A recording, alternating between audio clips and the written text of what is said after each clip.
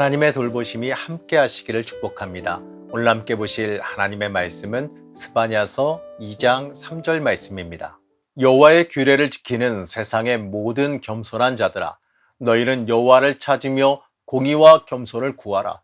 너희가 혹시 여호와의 분노의 날에 숨김을 얻으리라. 물질 만능주의 시대를 살아가는 사람은 이 돈으로 모든 문제를 해결할 수 있다고 생각합니다. 실제로 사건, 사고를 보다 보면 이런 생각을 가진 사람들이 심심치 않게 있다는 것을 알게 됩니다. 하지만 여호와의 분노의 날에는요, 이 어떤 누구도 그 은과 금으로 자신의 생명을 심판의 불에서 구할 수가 없어요. 이 세상 문제는 돈으로 해결할 수 있을지는 모르겠지만 이 하나님의 진노는 그런 것으로 해결할 수가 없습니다. 1장 17절에서 18절 말씀은 하나님의 진노 앞에 우리가 어떻게 될 것인지를 아주 명확하게 말해주고 있습니다. 내가 사람들을 괴롭힐 것이니 그들은 눈먼 사람처럼 더듬거릴 것이다. 이것은 그들이 나 주에게 죄를 지은 탓이다. 그들의 피가 물처럼 흐르고 시체가 오물처럼 널릴 것이다. 사람들이 가지고 있는 은과 금이 그들을 건질 수 없다. 주님께서 분노하시는 날 주님의 불같은 질투가 온 땅을 활활 태울 것이다. 땅에서 사는 모든 사람을 눈 깜짝할 사이에 없애실 것이다.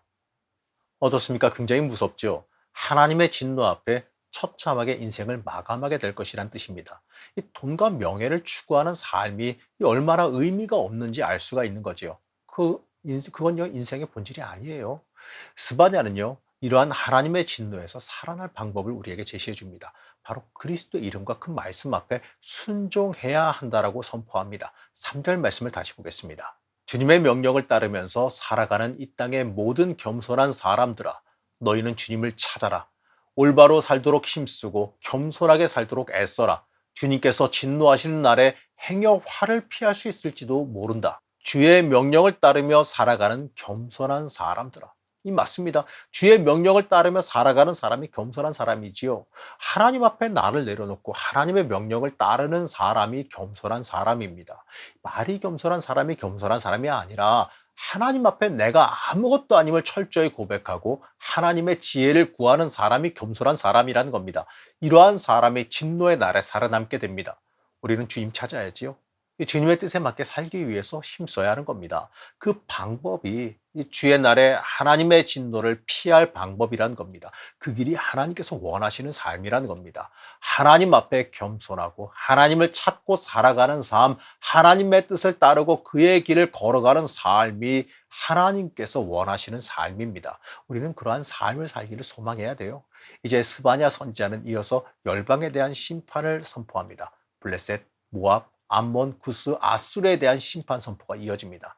이스라엘을 둘러싼 이 모든 열방들을 멸망하시겠다라고 말씀해요. 그 이유는요, 이스라엘을 타락하도록 하나님과 멀어지도록 만들었으니 그 대가 치르라는 겁니다.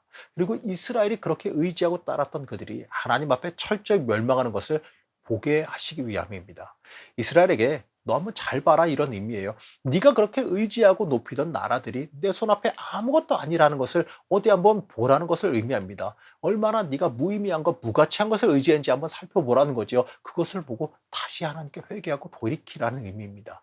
하나님의 전지전능하심을 보라는 의미도 있겠지만 이스라엘에게 다시 한번 하나님 앞으로 돌이킬 수 있는 기회를 주시기 위함도 맞습니다.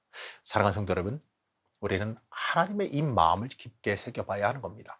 하나님께서 우리에게 멸망을 선포하실 때에 우리를 징계하시기 위함이 아닙니다. 때때로 우리의 인생에 고난이 다가올 때가 있어요. 어떤 경우에는요, 감당하기 힘들 정도로 큰 어려움이 다가올 때도 물론 있습니다.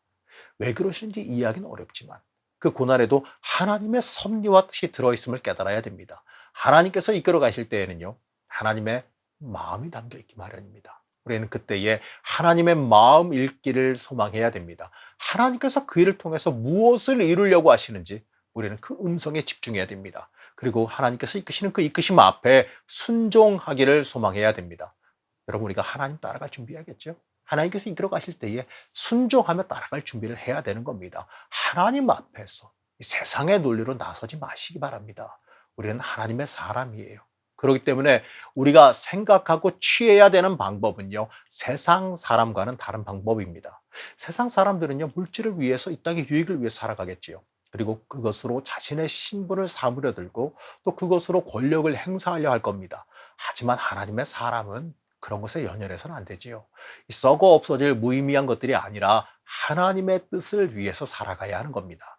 하나님께 마음드리며 하나님의 인도하심 앞에 나를 내어드리며 살아갈 수 있어야 됩니다. 물론 이 땅에서의 삶도요 살아가긴 해야겠지요. 당연히 할 수 있는 한 많이 벌어야 되고 높아지기도 해야 될 겁니다. 이 그리스도인이 당연히 세상적으로 잘 되면 더 좋은 건 맞습니다. 하지만 하나님께서 부르실 때에 하나님께서 사용하겠다 하실 때에 바로 내려놓고 따라갈 수 있어야 되는 거예요. 여러분 그게 신앙인의 모습입니다. 사랑하는 성도 여러분, 유다가 왜 하나님께 징계의 채찍을 맞게 됐습니까? 하나님이 아니라 세상 먹고 사는 문제가 더 중요해졌기 때문에 그렇습니다. 물론 중요한 문제는 맞습니다. 하지만 더 중요한 문제는 내가 하나님 앞에서 어떻게 살아가느냐의 문제 아니겠습니까? 하나님 앞에 거룩하게 서서 하나님을 위해 살아가는 사람은 하나님께서 책임지십니다.